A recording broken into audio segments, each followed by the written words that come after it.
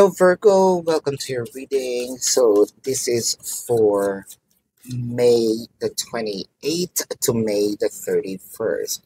Virgo, para po sa mga bago, don't forget to click the subscribe button, smash the like button, comment below kung kayo nakaka-resonate, and hit the notification bell. At kung gusto nyo po ng dalawang reading po mula sa akin, don't forget to subscribe na rin dun sa ating kabilang channel, that is Babaylan TV. No? Yan po ang ating unang channel catered for our international audience. Ayan. At nagla-live din po tayo doon sa kabilang channel. No? Kung wala po kayong time, no, na sumali sa ating live sessions, huwag po kayong mag-alala kasi dito po sa description box, sa comment section, no, pwede kayong mag-type ng inyo or magtanong as long as the question is answerable by yes or no. No? Kung feeling nyo naman, hindi kayo masasatisfy sa yes or no na sagot, at kailangan nyo na explanation, meron po sa description box, no, na link. So, either you have to click the link or copy the link, you will be routed to my website. And nandun po yung form, no? Direct na kayo dun sa website. Yung form po na yun may drop down, no? Good for 1 question, 2 questions, and we have a promotion of 4 plus 1. So, in total of 5 questions.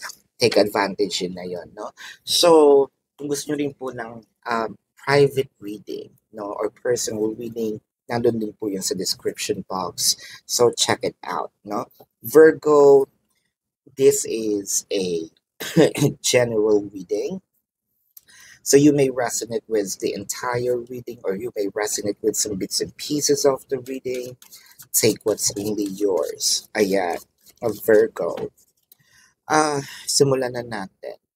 So bakit feeling natin dito hindi nagpapahalata ang person mo na sobra-sobra yung kanyang nararamdaman. This could be you, this could be your person. Ang nakikita ko dito kasi parang either nahihiya o hindi siya sanay, no, na maging mushy.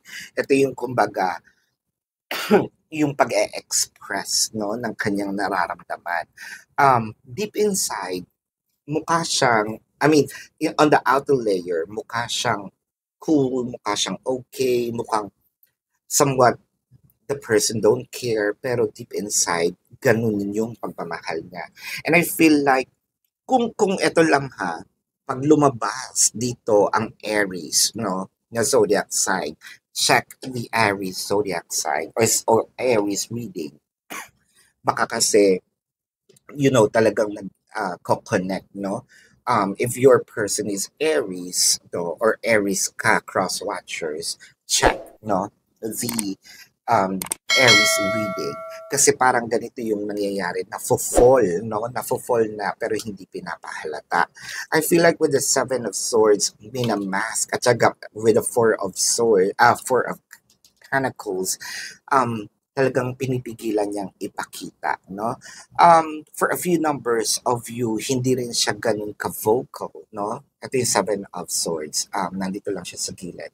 Hindi yata nakikita sa camera. Ayan. So, pinipigilan niya lang magsalita, no? Hindi kumbaga, ayaw niyang i-express masyado ang kanyang nararamdaman. To a point na ayaw niya rin ibigay yung mga detalye na namimiss kita, no? Na iniisip kita palagi, or even the word of saying I love you, ramot niya, no? The mother of wands and the father of wands.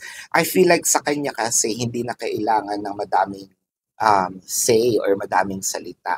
As long as nagkakaintindihan kayo, no? Parang ang sinasabi niya dito, hindi pa ba sapat yung nakikita mo or yung ipinapakita ko sa iyo, no? With the mother of cups, the 5 of Pentacles, and the Son of Cups. I feel like meron kasi itong childhood wound or childhood trauma. Baka nakakita siya, no, personally, ng separated or broken family na ayaw niya mangyari kasi because of the other person showed a lot of love or expressed a lot of love. So parang tumanim sa isip niya yun na Ah, pag ako, paglaki ko, hindi ko kailangan ipakita kasi yun yung nagiging kahinaan, no? With the Five of Pentacles in here, nakita ko yung separations, no, doon sa kanyang childhood trauma. Ten of Wands and the Daughter Cups. There is a lot of things with the Sun Cups, daughters, mothers, fathers, no? It revolves around the family. Ito yung childhood trauma na tinatawag natin at hirap na hirap siyang makamove on. And I feel like kahit hanggang ngayon na malaki ang impact nitong childhood trauma na ito. So this is the Mother of Cups. No? Hindi lang talaga siya nakikita.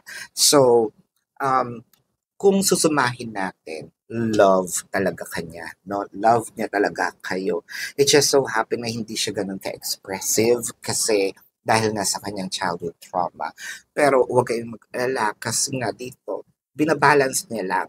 Pero it doesn't mean na hindi kanya mahal. So ayan ang iyong reading for now. Tingnan natin ang zodiac sign ng taong mahal mo, no? Or it could be their sun sign or a placement in their chart. I'm seeing Pisces, Leo, um, Cancer, no, Scorpio, Taurus, Sagittarius. Yan, ang iyong reading for now. Virgo. And for those of you who's new to the channel, don't forget to click the subscribe button, smash the like button, comment below. Pwede po kayong magtanong sa comment section. Click nyo po, no, yung website, yung link, or you want to avail our personal reading, don't hesitate. So, this is your reading, love and light. Namaste. See you po sa susunod na reading. Goodbye. You want the best of my heart, you just